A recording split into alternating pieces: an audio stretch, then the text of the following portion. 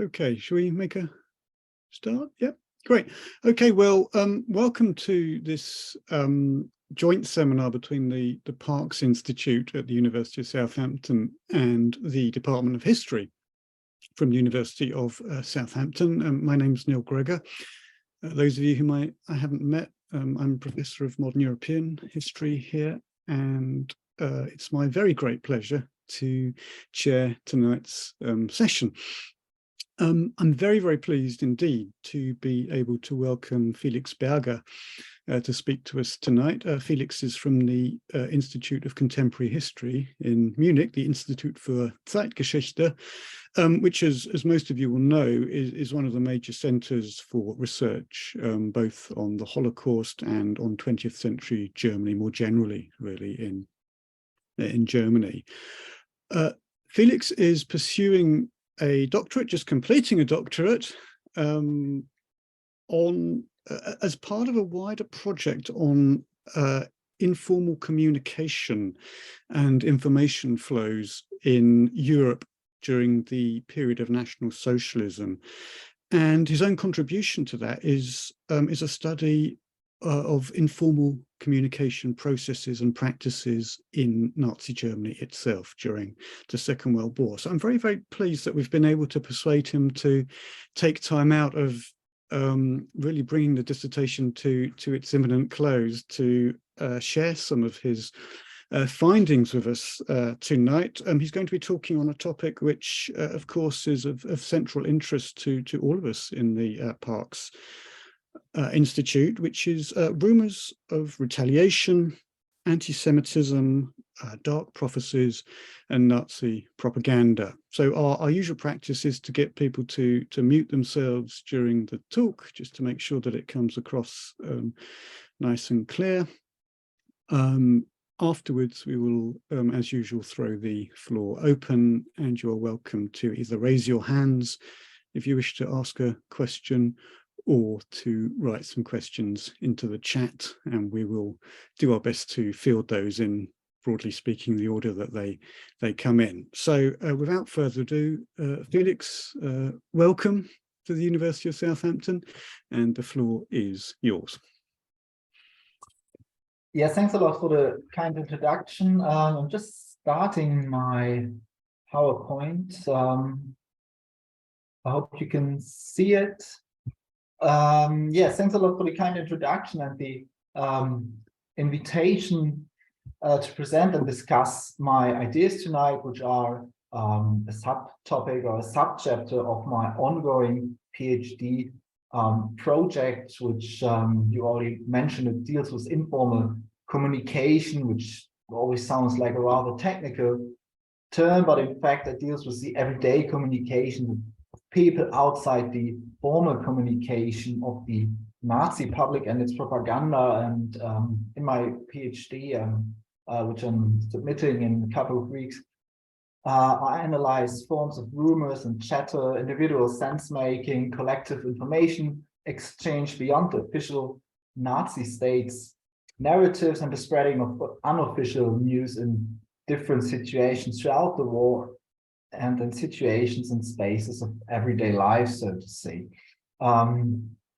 Yeah, I'm submitting the PhD soon, so I hope I can present and discuss some of my ideas and findings relating to today's topic, which is the image of Jewish retaliation, a very crude plot and yeah, obviously nonsense, but nevertheless a narrative which can tell us something about the German majority society, its fears and anti-Semitic topoi, and the ways of ordinary Germans, so to say, to understand war and crisis. First of all, the image of Jewish retaliation against the Germans during the war was an anti-Semitic phantasm, deeply rooted in a specific German hatred of National Socialism against the Jews, and also backed up with Christian traditions. Nevertheless, one should mention that there were, for example, ideas of retaliation against German perpetrators after 1945, for example, by the group Nakam, led by Ava Kochner.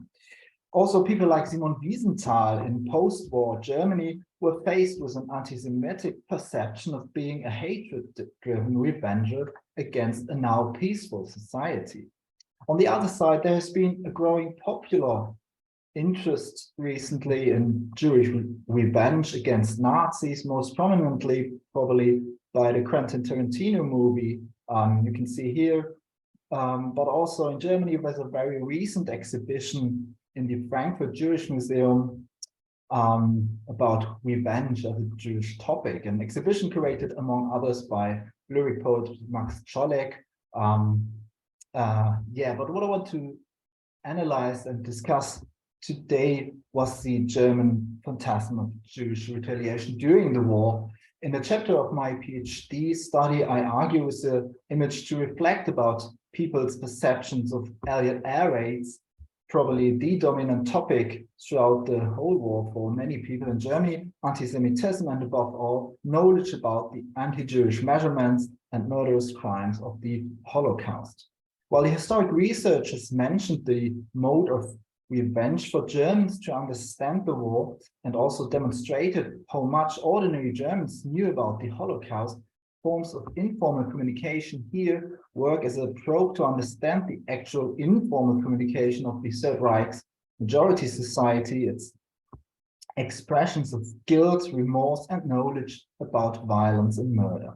So while historians like David Bankier, Frank Bayor, Dieter Pohl, Peter Longerich, and others have done a great work to demonstrate forms of knowledge and how the Holocaust was perceived after all as an open secret, I would like to ask what people actually did with their knowledge in everyday life. How did it influence people's perceptions during the war?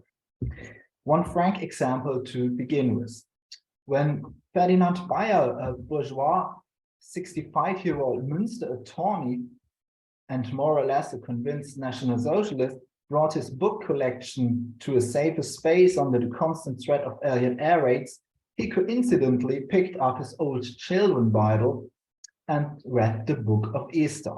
As he judged it would be naive and a frank distortion of the facts, according to his diary in January 1944, the ending of the Bible story of the Book of Esther, for him, a terrible revenge of the Jews, that's what he says, or writes in his diary, would have been neglected in the children's Bible to support a quote submissive piety. It somehow seemed evident for him, like for millions of Germans, to use the image when he brought his books to safety from Allied bombings. Here, individual sense-making, interactive social relations, collective communications, and everyday language reflect on how contemporaries comprehended and attempted to understand their social reality. The perspective is referring to the everyday life experience. The German Alltagsgeschichte helps to understand how ordinary Germans like Ferdinand Bayer could obtain, interpret, and spread information from below. The research around Volksgemeinschaft, the national community, as an analytic concept also put up the question of how Germans integrated the ideological authors into their everyday behavior or diaries. And we can see one outcome in the diary of Ferdinand Bayer I've just quoted. How did Germans integrate the measures and forms of ideological authors National Socialism did provide them with into their everyday writings? Diaries, for example, demonstrate what Janos Stoiber has pointed out as a dualism of critique and belonging. This also goes for informal communication. Many so-called rumor-mongers were loyal Nazis and vice versa. Ferdinand Bayer here, who used this anti-Semitic stereotype regularly, often refers to rumors which were not in favor of some measures of the National Socialist dictatorship, but he never questioned his own loyalty. So where did this attempt to understand the Book of Esther and the Bible story come from? First of all, Bayer was a devoted Catholic and argued in a long tradition of German religious anti-Semitism. He regularly referred to the abstract vision of Jewish retaliation in his diaries. Here it was a product of German Christian anti-Jewish stereotypes toward the Jews. Nevertheless, the image also refers to an ethnic and eliminatory hatred of many Germans, as well as the National Socialist ideology. In 1944, when Bayer feared for his own books, but did not care about the fate of Jews, which he knew about, according to his diaries, the bombings against his hometown region were heavy and a daily threat for him and many others. In the same year, he referred to, quote, the destruction of churches as a consequence of the destructions of the synagogues, and was afraid. But what exactly can we get out of the wording of destruction of the synagogues? Was it a metaphor for the murder of the Jews, also by us former neighbors, or does it more directly refer to the physical destruction of the Jewish buildings in the 1938 pogroms, which took place in the middle of German neighborhoods? In both cases, the knowledge became a feature for him to understand the, for Germans, negative curse of war.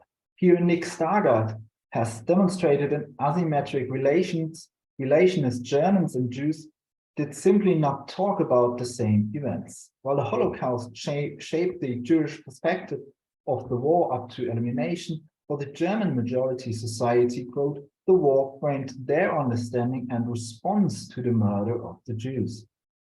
For many Germans, it became obvious that the heavy air raids must be a consequence of a personal, hateful Jewish conspiracy against their national community.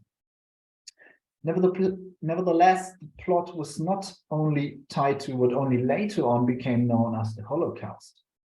Much more, the 1930s anti-Jewish boycotts and violence were already enough information to work as a mode of interpretation, which provoked fears of revenge and retaliation in the perceptions of Germans. It became a solid fragment in the society's information environment way before the peak of Holocaust and the turning points of war in 1942-1943. So that's one of my central ideas of the chapter I'm writing about this. One example, in September 1939, when war started in Aalen in Westphalia, an anonymous flyer turned up in post boxes. According to it, the Jew Appleby from London declared to punish all Germans. A refugee as revenger, the leaflet also turned up in the letterboxes of local Jews here with an added note threatening they would witness, quote, a bloody revenge in the next 3 days. The Sicherheitsdienst Nazi State Intelligence was surprised and did not know about the letter's origin. It was a product of anti-Semitic hatred, but no official propaganda of the local party. Here, the power of retaliation was on the German side, and in the argument's logic, the upcoming revenge was a reaction to the Jewish threat of Appleby, a Jewish immigrant in London, and his guilt. The leaflet not only left the German secret police pondering, it also obviously frightened the Aalen town Jews. They unavailingly asked for police protection after this anonymous leaflet had turned up. At this time, the image of Jewish retaliation was also mobilized against local Nazis. 1 year after the 1938 pogroms, a flyer turned up in Würzburg, Lower Franconia. In the morning of the 27th of December 1939, local National Socialist activists found a leaflet in their private post boxes stating, quote, comrade, you are responsible for the war due to your cultural outrage of the 10th of November 1938, countless suffering was provoked. On the November night in 1938, local Würzburg synagogues had been attacked and Jews were arrested. It was a scene of public violence against one of the centers of Bavarian Jewry. The wording of Kulturschande, cultural outrage, a very bourgeois framing, leaves the actual dimensions of physical violence in the pogroms unmentioned. But again, it works with logics of guilt and hatred and revenge. Here they were directed against Nazi activists, but still were an anti-Semitic take, as it argued was a direct relationship between the so-called Reichskristallnacht and the outbreak of war. While leaflets are a very dedicated act of sometimes resistance and quite raw in relation to the anti-Semitic violence of 1938, other forms of knowledge and revenge could be communicated on a casual basis with jokes as a code to be passed on from one person to the next. In March 1941, 2 years later in the war, a cynic joke was passed around in Kitzingen, again in Lower Franconia, an area which Jewish population should largely perish during the Holocaust. According to it, Hermann Göring and Wilhelm Keitel are sitting by the channel pondering ways to get to England. Moses appears to them and says, quote, "Well, if you hadn't treated my people so badly, I would show you the trick with the Red Sea." On the surface, two high-ranking Nazi officials are portrayed as ignorant about the trick which would allow the Wehrmacht to invade Britain. Hermann Göring, as head of the Luftwaffe, failed to win the aerial Battle of Britain, while Wilhelm Keitel, chief of the Oberkommando der Wehrmacht, could not help him out. But besides, the joke attests to people's knowledge about bad treatment, their guilty conscience, and forms of processing these dimensions of knowledge. It touches upon the motive of a Jewish revenge with Christian connotations, and it demonstrates social dynamics of informal communication and war interpretation. The story would go, if you hadn't treated the Jews so badly, Moses would have helped you out. Such informal forms of knowledge about anti-Jewish actions here were already communicated before the actual Holocaust of bullets began in summer 1941, after the invasion of the Soviet Union and the peak of murder in 1942. With the later deportations from Germany, the image received a further underlining. In Cologne, the Swiss consul Franz Rudolf von Weiss witnessed the first deportations of local Jews on the 22nd of October 1941. He informed the Berlin-based Swiss embassy about the, quote, saddest scenes on the train station, and he heard the sounds of Holocaust. SR members watching the scene orchestrated the deportation with their very own wording and sang a song of Jews being pushed through the Red Sea, the waves slamming above them and killing them. Humor, like here, was a communicative marker for borders. It manifested visions of the Volksgemeinschaft and ultimately, like here, worked in favor of the mass murder of the Jews. It drew a murderous line between the national community and its Nazi vision enemies, like Martina Kessel has argued. But informal communication, like a joke, does not only reflect on dimensions of knowledge, it also created a public complicity of the crimes, while the Judenmord now became radical. I think it's this, at this point, it's also time to reflect a bit more directly about the Nazi state's official take on informal communication and their policies in the propaganda. On the one side, the regime from above promoted the goal of, quote, erasing all Jewry, actually quite public, like Goebbels did here in a famous or infamous newspaper article in autumn 1941, quoting a Hitler prophecy. This statement, only a few weeks after the Cologne deportation, was not only arguing in terms of guilt, it was also remarkably public in one of the most important newspapers of the Third Reich.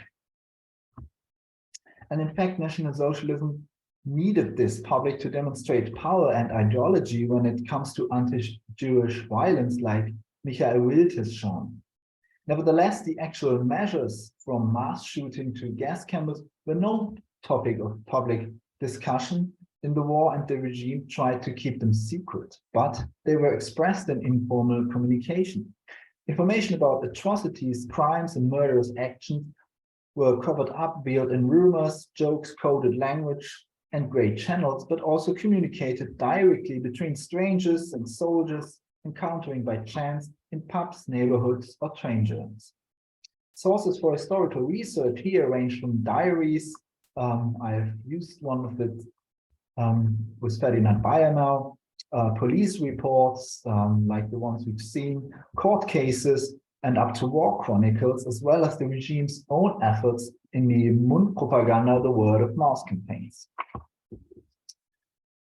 Apart from the anti-Semitic propaganda, the Nazi regime not only constantly spread rumors on their own, they also tried to make use of rumors when they seemed in favor of National Socialist takes on the social order and ideology. A short example, now moving a step out of Jewish retaliation, to give you an insight to my general approach. One, and in fact, the most important cause for the climate of misinformation was the Nazi state itself. The Nazis had a very ambivalent relation when it comes to truth, fake news, and rumors. One example, in January 1942, people in Munich told a story of a violent act of an SS officer against a woman in a public cafe, the quite posh coffee house Louis-Pold, which is still here today. Here we have a picture from the 1930s and how it looked back then before being destroyed in the war in 1944. However, it was rebuilt and it's actually still there. So if you are in Munich, you might see it as it's right next to the place of remembrance for the victims of National Socialism. But back to 1942, the rumor was it that the woman felt uncomfortable about the physical presence of a heavily rounded soldier next to her in the coffee house and told this soldier to leave. An SS man, also guest in the coffee house, got wind of this, formally introduced himself to the woman and shot her to death, or you can also say executed her by shooting in the head. An interesting story, an interesting rumor, also telling us about the growing presence of war and wounded soldiers at the home front and the image of the SS among the people. In this case, the authorities in Berlin, hearing about the story from Munich, asked the Munich local party chancellery if the tendency and content of this rumor would be good or bad. The answer from Munich was clear, quote, "From our point of view, the tendency is positive." It was for them a positive rumor. This simply meant let it go. And in fact, it was successful as the story of a disciplined SS officer taking the law into his hands and taking revenge for the honor of the German army by punishing a woman that was not supporting the Wehrmacht, very soon was told in other areas of Germany as well, with local versions. This was a thought from the party chancellery in the Federal Archives in Berlin. Informal communication, apart from that, appears as a rather open field when it comes to archive material and sources. In addition to the aforementioned reports from the rural outskirts up to Berlin, I could find interesting accounts in diaries from Joseph Goebbels himself down to ordinary German men and women like Ferdinand Bayer we have talked about. Memoirs were also interesting, court cases, of course, state police investigations, and the constant fight of the regime against rumor mongers. War chronicles as well appeared as a sometimes very valuable source for me, while war letters or private letters in general, in many cases, did actually disappoint during the research. However, all of these sources have something in common. They can never present a direct insight into contemporary talks and chatter. What they show us instead are reflections and interpretations, individual perceptions, mentalities, feelings, and sense-making of something which has occurred before, happened in the past, or something people feared or hoped for in the future. But now, after this little walk into my whole project, back to anti-Semitism. I will now refer to another example, which I'm using in my dissertation to reflect about different levels of information exchange, but also the Nazi policy and the propaganda. In the night of the 16th, 17th of May, 1943, the Royal Air Force hit the walls of Möhnetalsperre and Edertalsperre, two major German water dams in the west, a special operation with disastrous consequences. The breaching of the dams not only resulted in a massive flood raging through the valleys nearby in the Ruhr area and killing around 1,600 people, most of them actually forced laborers from Russia, Belarus, and the Ukraine, and destroying housing, agriculture, industry, and infrastructure in the region. The water masses also caused waves of uncontrollable rumors and Nazi fake news as communicative reactions and propaganda activities. All over Germany, information circulated about a Jewish revenger, an expelled Berlin Jew in London, allegedly assisting the British dam busters. But first of all, there were horror stories about death and destruction in the area circulating way beyond the Ruhr alleys. In Berlin, Joseph Goebbels was informed about, quote, dramatic reports and thousands of casualties during the day. In these first hours, his information scale as propaganda head of the Reich was actually not very different from what Ferdinand Bayer, the attorney in Münster I have mentioned before, knew about the event through local chatter and rumors. He also heard, quote, horrible news and the disastrous deaths of people and cattle. Everyone around him was desperate, quote, how can we bear this? He told his diary. But after the first hours or the first day, the state of information between the minister and the ordinary Münsterman, unsurprisingly, differed from there onwards. Goebbels was way better informed, received more detailed information. The fogs of panic became clearer, and Goebbels, in his very own manner, quickly realized a propagandistic potential when he heard some interesting news on the 19th of May. According to his diary, a quote, Jew from Berlin gave the Royal Air Force the idea, something which would have been mentioned in the London Daily Mail. And indeed, there was such an article on the 18th of May. We can see it here in the green light. German gave RAF. Idea was titled on page 1 with a short notice about a former Berlin Reuters correspondent who passed on the idea to the British authorities after he had received it from an emigrated German Jew. The Third Reich surveillance authorities were watching the Allied press carefully, and this was just what they were waiting for. On the next day, Ferdinand Bayer read his local newspapers and could see what the Goebbels propaganda had constructed out of this newspaper notice from London. On the 19th of May, the Westfälische Tageszeitung, his local newspaper, titled Dam Attacks, a Jewish Act, and informed their readers, like newspapers all over Germany actually. Here we have a second example about the story of a former German Jew who was portrayed as a wire drawer behind the RAF bombs and impersonated the Guild of Jews. But the German propaganda not only used the image of Jewish retaliation against the Jews here for anti-Semitic purposes. He would also help them to take the spotlight of public interest away from the actual dam attack. The air defense was weak. The breaching of the dams resulted in rumors and bad opinions about the German air defense. Goebbels' propaganda did its job, at least according to Ferdinand Bayer's diary of the 19th of May. The attorney stated, quote, outrage everywhere. It was an anti-Jewish outrage, dynamics which helped to fortify the finalized actions of mass murder at that time. In this climate, it seemed evident for many people, like Ferdinand Bayer, to understand the dam attacks as a hateful act and revenge of Jews. It should be mentioned, though, not everyone was convinced by the plot. Others, unlike Ferdinand Bayer, did not believe it and saw the Nazi media narrative as a story to draw attention away from the disastrous plot, as the German air defense could not stop the Royal Air Force. And in fact, the heavy flag, which was there before, was only removed from the dams a few weeks before the attack happened. Nevertheless, the information in the Daily Mail anti-German newspapers were simply fake news.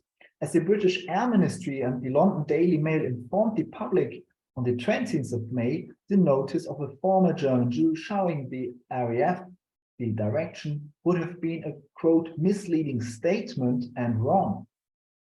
But Pandora's box was opened, and Goebbels, of course, did not take care about the media correction from London. He had a very different understanding of truth and social reality. On the 21st of May, he was happy about the, quote, careless report in London and wrote in his diary, quote, this report was correct anyway. It made an appropriate effect in the German public. For him, such a propaganda effect was the measure to understand the difference between false and truth. Events from the final phase of the Third Reich demonstrate how the image, together with the spread of knowledge about murderous actions in 1942 and 1943, became a part of everyday interactions once information disseminated all over the Reich. One example, or one other example, also touching upon the dimensions of emotions in the crisis-ridden and atomized society and people's fears about what might come once war is over. In November 1944, the tense atmosphere resulted in a spontaneous argument between Germans on Berlin public transport. Travelers accused each other and told to, quote, remain human as we have enough guilt due to our treatment of Jews and Poles, which we will pay for. However, not only the anti-Semitic images were cultivated through informal communication, like we can also see here. Another feature of crude but nevertheless meaningful rumors were so-called gypsy divinations, and among them dark prophecies. I will now go into detail here with another example. So-called Zigeuner, Romani, and Sinti groups were violently excluded from the German society, persecuted and murdered in the program of the Romani Holocaust.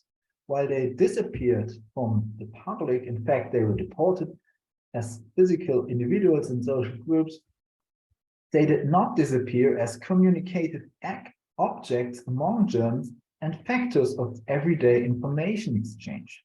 The gypsy woman regularly and until the last months of war appears as an actor of communication, for example, in divinations about the course of war, often reflecting to a certain longing for peace.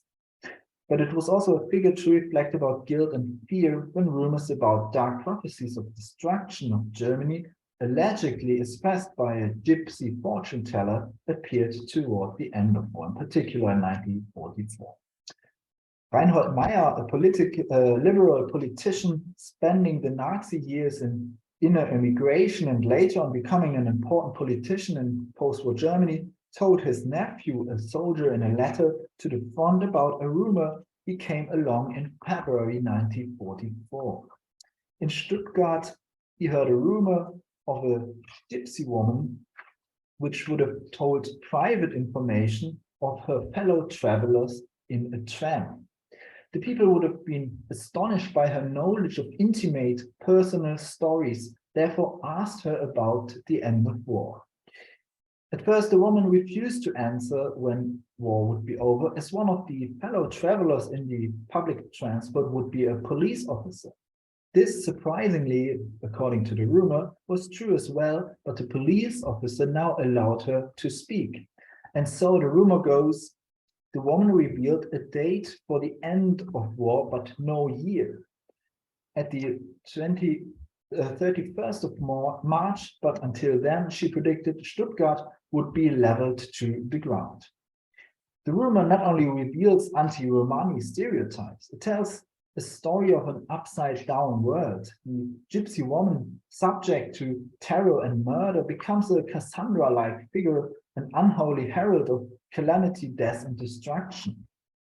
She reveals information with an official permit by a police officer in the space of public transport, something which Romani and Sinti were not even allowed to use anymore at this time. In reality, she was a pariah. A few months after the rumor, according to Reinhard Meyer, quote, spread and believed everywhere in Stuttgart, the heavy air raids against the southern German city destroyed large parts of it. Until the end of war, which came in mid-April 1945 for Stuttgart, large parts of the city were leveled to the ground, just as the woman in the rumor had predicted. But it was not only the German majority society casually using the knowledge about murderous crimes and the cause of war. In spring 1945, this is my last example, the half-Jewish farm worker Wilhelm Bergmann on the island of Fehmarn in northern Germany was denunciated by an evacuated young mother from the heavily bombed city of Kiel. She accused him of listening to the illegal Allied radio programs and expressing threats about an upcoming revenge once war is over. A local pensioner backed up her denunciation and stated Bergmann would have threatened him, quote, this is part of the court case, quote, there will be a time when we will take our revenge. This is what we can read in the files from the Hamburg States Archive. Local police immediately arrested Bergmann on the 28th of January 1945, but the farm worker did not perceive himself as a half-Jew. Bergmann had a German self-image. He had even tried to join the Wehrmacht before. In his testimony, he admitted most of what he was accused of, but neglected the actual revenge threat and said he just wanted to, quote, make fun about it to frighten the young mother. It remains unclear in the court files whether he really verbalized the retaliation or not, but both interpretations could make sense. He might have adopted the image of a Jewish revenger with his individual own agenda, resulting in disastrous consequences for him as a half-Jew. But also, it might have been a mode of accusation against the remaining Jew in the local space by a bombed-out woman. Here, she mobilized the information and used it as an accusation of a Jewish revenger. And as we remember from the first example of my talk about Ferdinand Bayer's understanding of the aerial warfare, people understood the air raids as a Jewish threat. Both cases highlight the individual usage of information and wordings. Bergmann actually managed to flee from the prison. He even left a note in his prison cell where he made fun about the police and promised them again to join the Wehrmacht. Nevertheless, he was caught again a few days later, hiding at a local farm. But time could save him before he was taken to court or convicted. War was over. To conclude, the varieties of sometimes very ambivalent communicative forms and social functions of retaliation highlight the dissemination currency of Holocaust knowledge and the potential to use the ideas for sometimes very own purposes. The image was a crude plot and nonsense, but as a perspective on the German suffering, so to say, it tied people into a collective group. It was a bond for the German majority society. And it was not only after the turning points of war in 1942, 1943, or during the final month of war when Germans feared Jewish retaliation. The image that I've shown was already drawn since the beginning of Second World War. It was backed up with anti-Semitic stereotypes, traditions, 1930s anti-Jewish violence, and pogroms. It even became a fragment of rumors about divination. These rumors and anti-Semitism, as quote, the rumor about the Jews like Theodor Adorno put it, did not come to an end after 1945. Hannah Arendt noticed the aftermath of the retaliation ideas in her report from Germany in 1949-1950. Here, the perception, according to her, of an ingenious plan of revenge against the German people became a calming argument for universal guilt, therefore rejecting the society's guilty conscience and individual responsibility. And only in November 1945, there were again rumors touching upon the pogrom of November 1938. It was told in Munich that Jews would be allowed to plunder Nazi flats and German houses on the 9th and 10th of November 1945. Again, we can see a direct connection to the November pogroms, while the Holocaust of bullets, the mass shootings in Eastern Europe, Auschwitz, and the gas chambers of the Holocaust are not mentioned. These stories also explain why after 1945, the November program, for a long time, became a dominant feature in the local remembrance of Nazi crimes, also because they could be tied to a certain date, while the murderous genocide plan, soon known as Holocaust, simply was not that dominant in the remembrance for many years.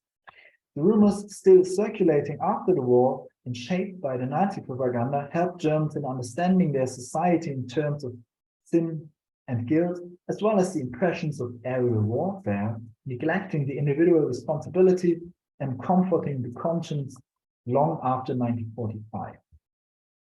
Thank you for your attention. I'm looking forward to the Q&A, your feedback and critique.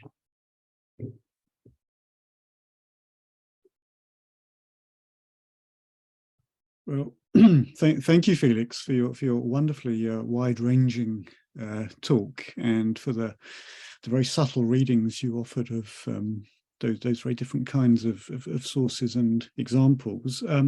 We now, as ever, have half an hour, 45 minutes, as long as we need, for questions. So do please either raise your hands or type questions into the chat as you prefer, and we'll take them more or less as they come.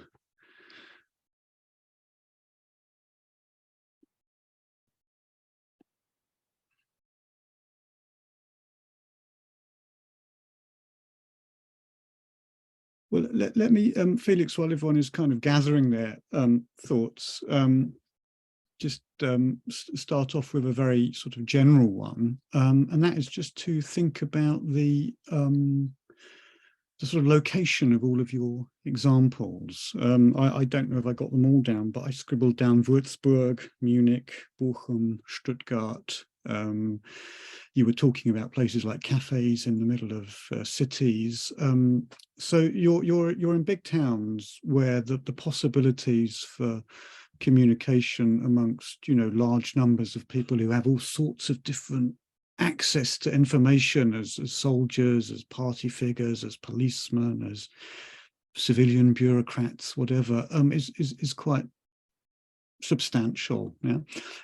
So I was kind of interested to ask whether the story looks different in rural areas, in small villages, cut off from some of the more obvious opportunities for gossip and rumor and sharing. Is the story the same? Or?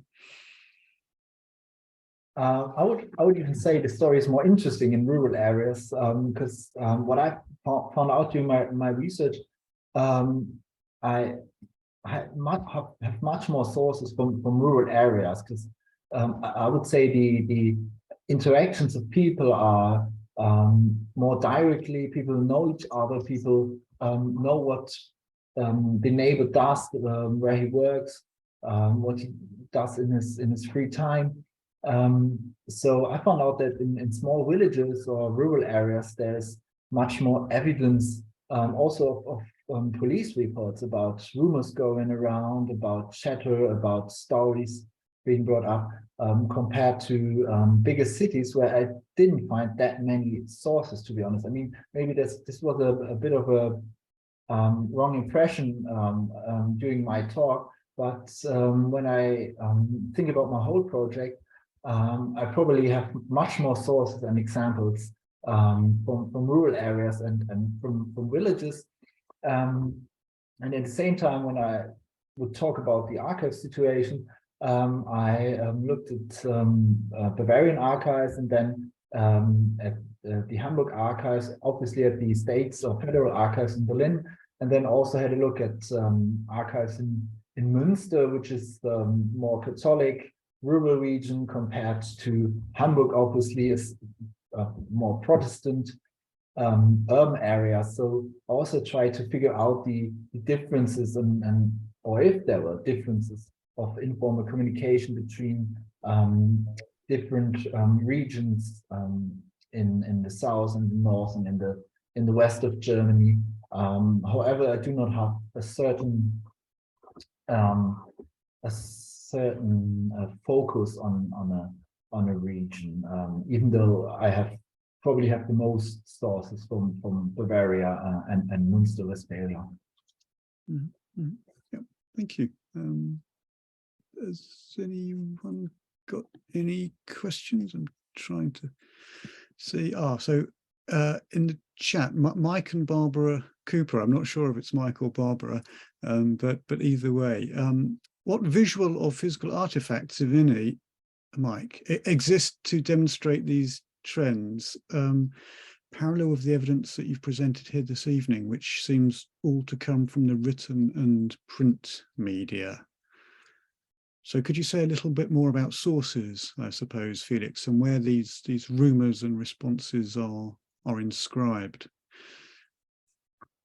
Yeah, there's a certain kind of variety, obviously, when it comes to rumours, but we only can find it in some kind of reflection, I would say, reflections in diaries and personal accounts, in letters, but also in court cases, police investigations, and in particular in the, which I didn't touch on that strongly during the talk, the interchange or the interaction of different Nazi state organizations, which always been looking at what people told each other, the so-called Stimmung, the mood and opinions of people throughout the whole war, throughout the whole dictatorship.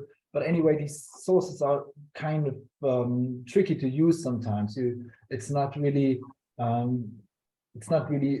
not everything the reporting system produced is true. There are usually a certain kind of perception of something local policemen have observed, and they make a narrative out of the things they observe and communicate them to the next higher authority, and so the reports go through different levels of state organizations up to a secret reporting system in Berlin. Then again, we can see interesting stuff in local newspapers, like smaller local newspapers sometimes, because even though the Nazi state or the dictatorship is very keen on having centralized media reports and media covering, so basically if you read a newspaper from southern Germany or northern Germany about a certain event, there wasn't any kind of difference in their report, but sometimes, of course, they made mistakes, and sometimes they end up with stories which shouldn't be there, and then you can find interesting perceptions about of local newspapers about certain kinds of events where they write about what people been chatting and telling each other, and these two become interesting sources. What I didn't use was oral history, obviously, because I think when I would ask people about what do you know, rumors, stories, and what was told from the Nazi area, even if there are people left who have a certain kind of conscience about it, I would be afraid they won't have like a clear idea, because all those decades after it, after the war, became so important in their memory that they wouldn't be able to tell something in a very in a way which I could use, if that makes sense, or if I could answer the question with what I've just said. Thank you. No, thank you, Felix. It's great. There's a hand up from whoever is logged on as Parks Institute. Is that Claire? It's me. Yeah, Claire. Hello. Thank you very much, Felix. I had a question about the rumors in general and how these rumors about Jewish revenges fit in rumors about, I don't know, defeat of Germany or against Hitler that were probably undermined or silenced by the authorities. But so how prominent were these rumors about Jews, and how can you measure actually the effect or balance the effect of, you know, the authorities trying to amplify them and the reality of the effect in the population, if it makes any sense? Yes, thanks a lot for the question, which is very hard for me to answer in a certain way, because I realize it's nearly not possible to really measure the rumors or measure the strategies of the regime, because it's hard to have a certain kind of database which you could compare, because what I found were only examples, quite a lot and very different examples, but it's never an objective serial archival situation, so to say. So for example, sometimes I found a local rural policeman who was very interested into the stories in his village, and he writes them down on a daily basis. And I thought, okay, here is someone which might be interesting for the whole of war. He starts when war breaks out. But after a few months, he's sent to the front line or changes his position, and suddenly the source literally stops, because the next policeman who comes into this position doesn't understand the society as he did. So it's very hard to find this really consequent take on informal communication in many sources. So there are a few diaries who consequently try to observe the society around them, but when it comes to official sources in particular, it's always really dependent on who wrote them. So sometimes we have officials who are interested into the phenomena, and sometimes they simply are not interested, or interested only in certain aspects. Some people are, some reports are dedicating a lot of commitment into rumors about food, about potatoes, for example, and other policemen are just more interested in the role of the Catholic Church, for example. So it's always really dependent, and it's quite hard to really measure numbers or make data statistics out of it, to be honest. Yes, I hope that. Can I add something, because it's and it's my ignorance of German history, because I work on the Soviet Russian side of things, and clearly monitoring rumors was very important for the Soviet state in the 30s, and the NKVD was basically producing weekly or monthly reports to the center to, you know, measure the mood of the. So there is no equivalent of that for the. There is. Yeah, there are. For example, the Sicherheitsdienst SD. State security Meldungen aus dem Reich, reports from the Reich, which are running throughout the whole Nazi dictatorship, and they are basically made up of local reports, always reported to the next level of the state organization, and then create a very own perception of the things that happen. So sometimes you have very small examples ending up in there, and sometimes you have more general ideas. But these reports, which are a very helpful source, always need to be read with caution, I would say, because they are themselves a form of interpretation of things that are happening, and the even though they were an internal system, they were more of a warning system. So, for example, the Sicherheitsdienst used them to communicate about things that might go wrong in the future, and sometimes even made up stories. So I think you always need to be careful when using them, and for example, use them together with other sources, with diaries, for example. Mm-hmm. Great, thank you, Claire. A couple of questions in the chat, Felix. Firstly, perhaps picking up there a little bit, is it possible to track whether these rumours were self-generated or encouraged from above? And what's the kind of the knowledge formation process on the ground, as it were? Perhaps that would be interesting. Yeah, you can definitely see some rumors.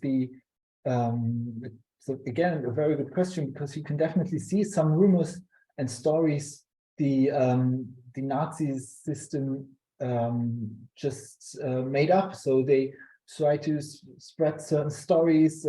They also spread stories not only in their own population. You can also read this quite interestingly sometimes in the diaries of Joseph Goebbels as propaganda head, who's sometimes very happy about rumors in the diplomatic sphere before war breaks out, or before the invasion of the Soviet Union.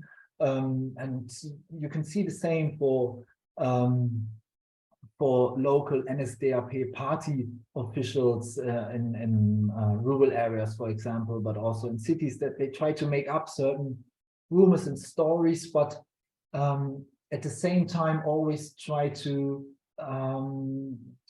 fight the rumor mongering of people. So it's very ambivalent.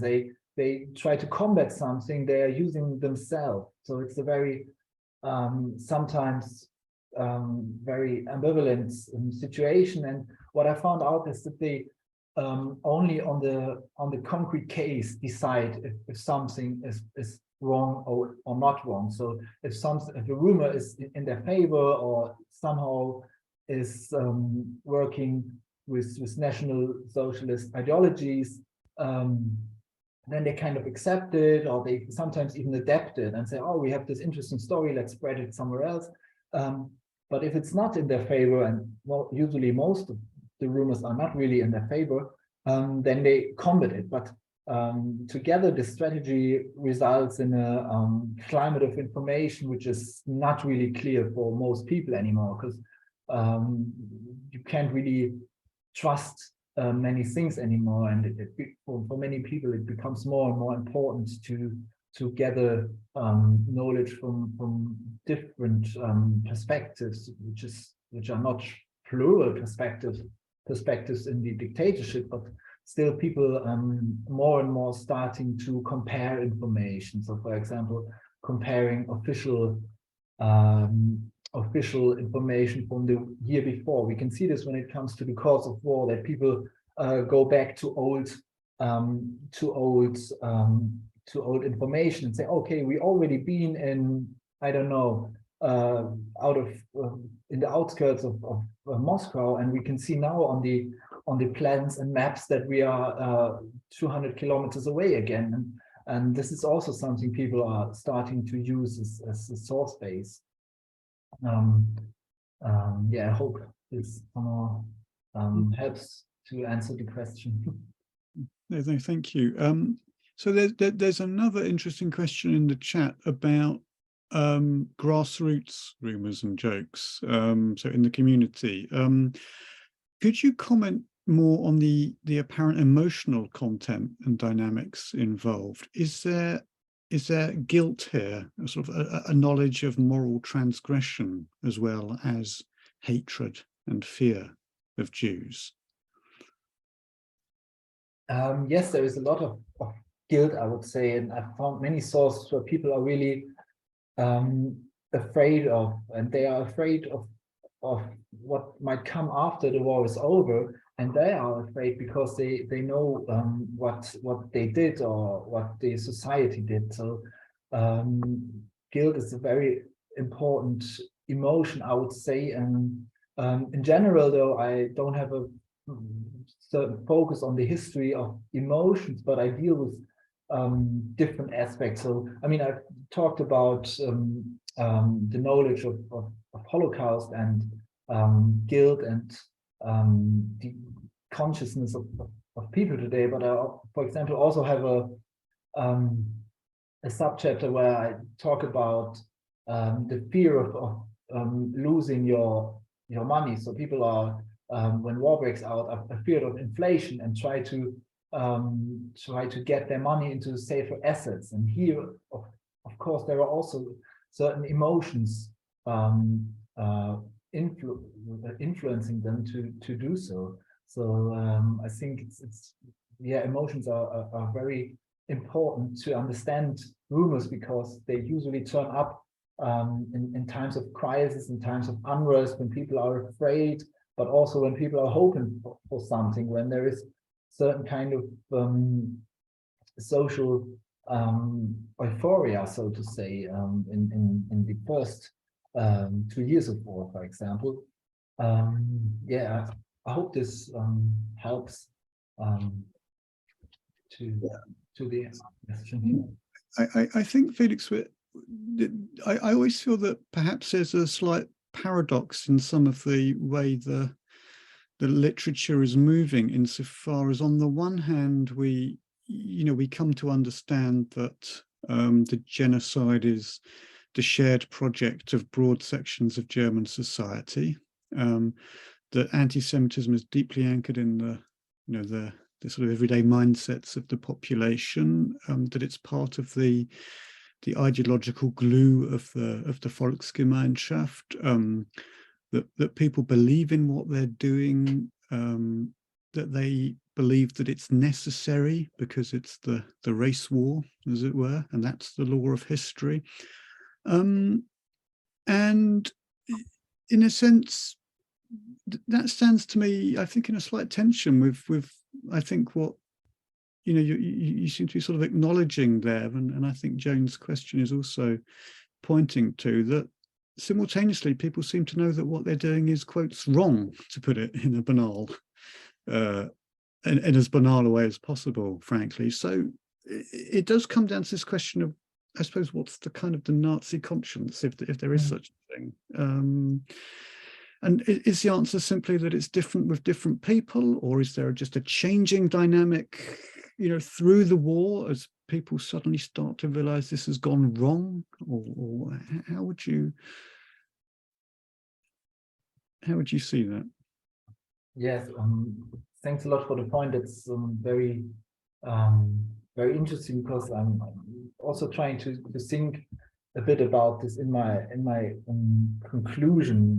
If we can say something about the Nazi conscience, of course, people realize that something goes wrong, so to say, and then these stories get a new twist, these rumors get a new twist, because they are more and more afraid, but they are afraid of because of what they know. So this is really connected to each other, but it's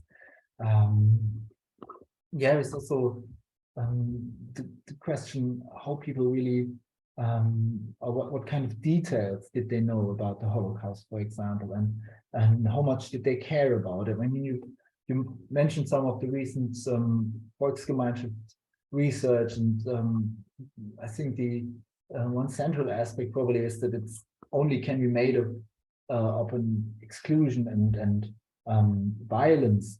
And these stories, of course, deal with certain kind of exclusion and violence as a glue of the society. But at the same time, I've come along so many accounts of so-called ordinary Germans who are literally writing about everything in their environment. They're making 2 sentences in their diaries about their neighbors' cows, and their neighbors' cows not eating or stuff like that, but not mention the Jews with a single word. And then I have a look at what does the literature say about the situation of Jews in this village, and it comes out, of course, there are a lot of Jews, and there were violent pogroms, and there were deportations, and large parts of the community perished in the Holocaust. But these people who are interesting in literally, I have a case from Western Germany, and this man is literally interesting in everything and in every man's dog, so to say, but doesn't mention the Jews with one word, which is showing that some people maybe didn't want to talk about it, but maybe also just not been interested into the fate of Jews. They simply didn't care about them in many cases, maybe, or just said, okay, this needs to be done, but it's not interesting for me, which might also tell us something about the society. But yeah, the central point of your questions, quite yeah, still thinking about this, because this is something I'm as I said, I've written the dissertation now, and I'm just working on my conclusion, and I'm just on the daily basis thinking about what can I say, what more can I say apart from a normal conclusion about the Nazi society when it comes to this kind of conscious. So yeah, again, that's a good point to think about. Thank you. Thank you. Now we've got one more question in the chat, which I think takes us back a little bit to what we were talking about earlier, from Mike Cooper again. Can we assume that unofficial news or rumours around Germany about any actual, effective or inspiring resistance and revenge by Jews across Europe, but resistance and revenge in inverted commas, by Jews across Europe, so Warsaw Ghetto or the Bielski Brothers partisan operations, would have been vigorously repressed and erased, and with complete success? So does knowledge of those things circulate, and how is that handled by the regime?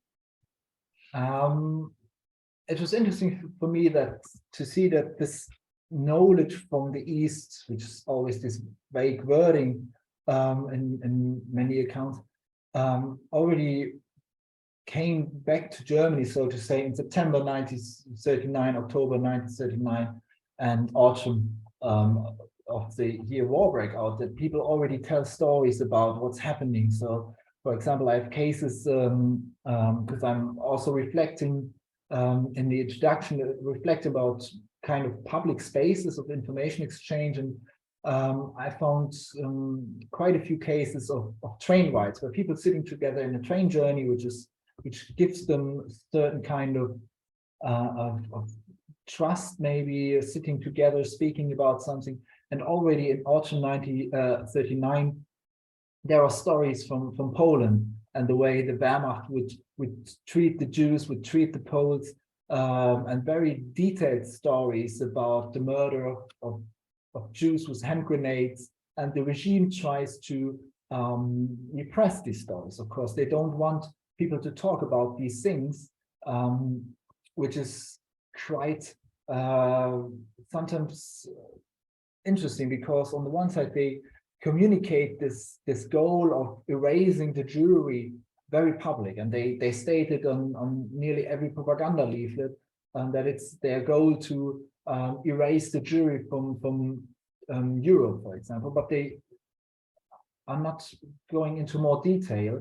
And when there are more details, like the stories in trains where soldiers going on their first holiday after the successful invasion of Poland go back to Western Germany, they tell stories about horror stories, and the report system of the police always speaks of horror stories from the soldiers on trains. And these stories are dealing with the murder of Poles and of Jews in 1939 already. Yeah, I think this is some very good point to maybe to understand the communicative part of the Holocaust and the Nazi regime, that they had this kind of ambivalence of communicating certain goals, while at the same time putting a lot of effort into repressing the knowledge of the concrete murderous actions. And there are not that many cases actually where I found that local party or local police were really successful to find the cause, or to find the person one, or so to say, of a rumor. But sometimes they did, and sometimes they report about the way they could find someone who spread a certain rumor, and it always seemed to me that they put in a lot of effort when they did so, because it took them, they needed to drive around, they needed to talk to people, go to from one pub to the other, go to the markets, where did you get this from? So they needed to put in a lot of effort to repress the concrete people who communicated these kind of informations, I would say. Thank you, Felix. Great. Well, we probably have time for one last question, if anybody has any questions they'd like to ask. No? Well, let me just ask a more general one to close in, Felix. I've always been struck by just how resilient that sort of myth of Jewish retaliation and revenge is. It lasts a long way into the post-war period. Yeah? And of course it has a fairly uninterrupted existence in far-right circles. But I would be interested to get your sense of when it fades as a more mainstream attitude, as it were. I mean, one of the many things that I can remember horrifying me about when I read some of the writings on the war from the military history research people in Freiburg, the Bundesarchiv, military history team there, was work in the 1970s and 80s was still referring to Allied air raids as Terrorangriffe, terror raids, using this kind of unreconstructed Nazi language, which was often freighted with anti-Semitic implications at the time. So it's just one example of how that unreconstructed Nazi language just lingered on in quite respectable spaces for decades after the war. So how widespread do you think it was, and when if at all did it die out as a trope?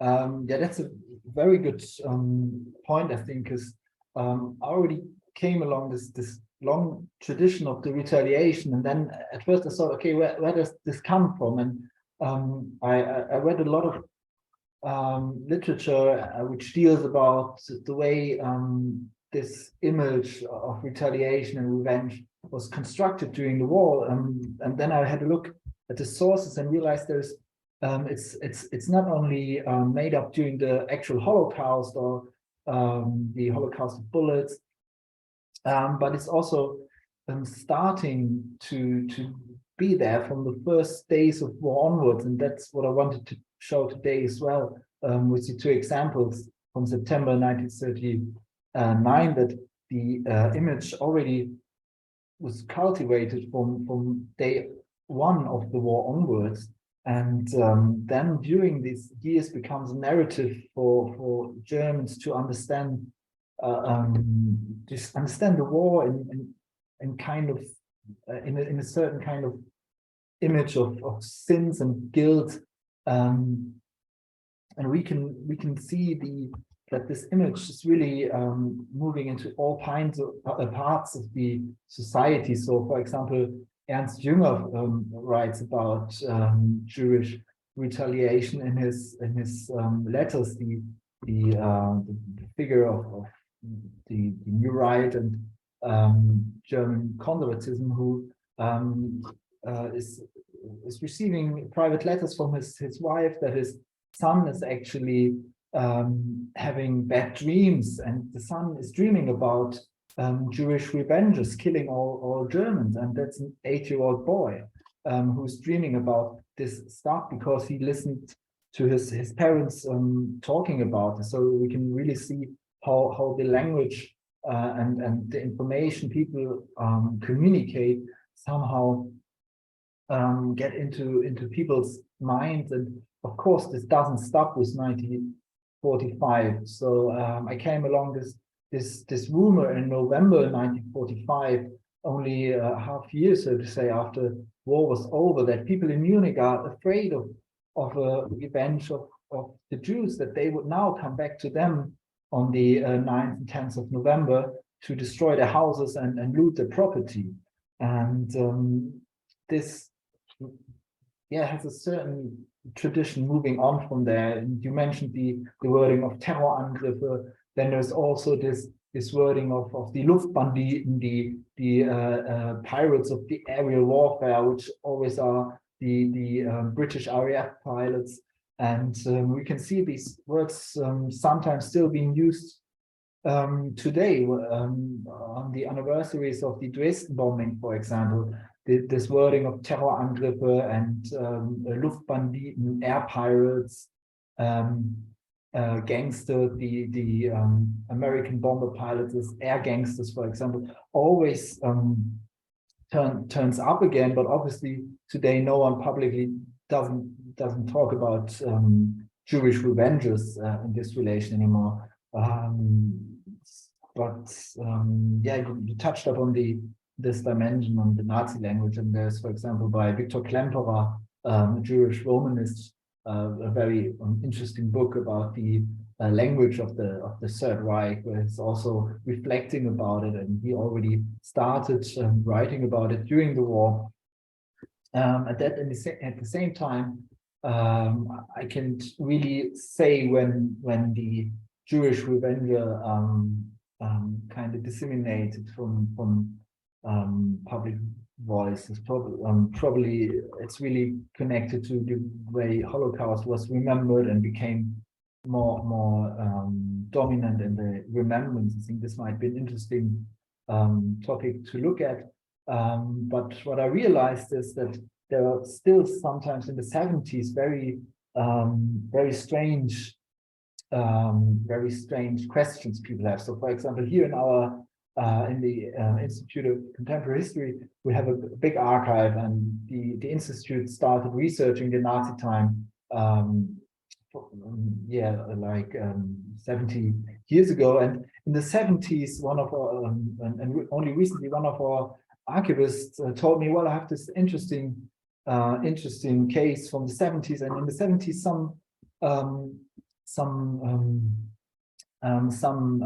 someone wrote an official letter to the Institute's archive, or to the history department of the Institute, if there are any traces of the Jewish revenges of air raids. And this person was a doctor from northern Germany, and he asked the Institute if we have any kind of proofs for the role of Jews in the Royal Air Force.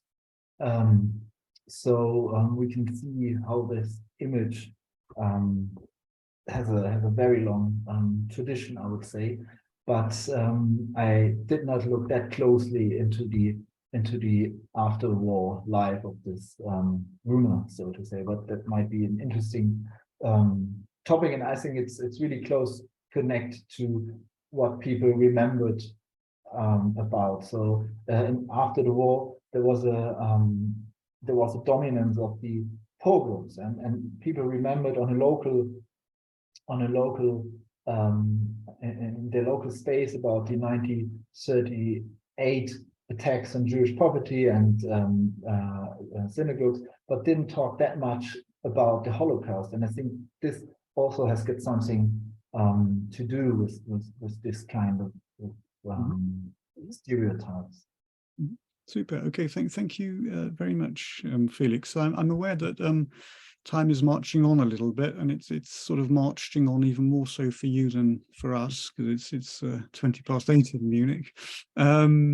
So let's draw things to a close there. Felix, thank you once again for your wonderfully wide-ranging talk, and for taking the time out from obviously a very important phase in your work to share some of your findings with us. And we wish you good luck with the final phase of the project. And yeah, many thanks indeed. I can't remember whether Zoom you can clap or or whether that's Teams. I can't remember, but anyway, it's been a great pleasure to have you here. Yeah, thanks a lot for all the interesting questions, which really make me think again now about the last parts of my conclusion. Yeah, thank you everyone for joining. Thank you.